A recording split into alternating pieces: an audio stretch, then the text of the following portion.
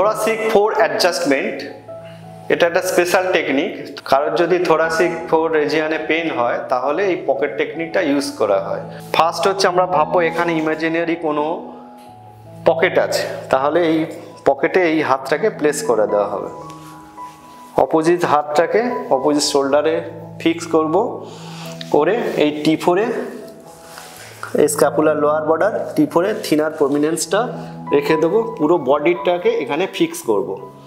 লম্বা শ্বাস টানো, পুরো বডিটাকে ওই শোল্ডারের এলবোতে প্রেশার দিয়ে পুরো হাতের যে প্রেশারটা আমার থিনার প্রমিনেন্সে নিয়ে যাব। লম্বা শ্বাস টানো, ছেড়ে দাও, ফার্স্ট ক্লাস।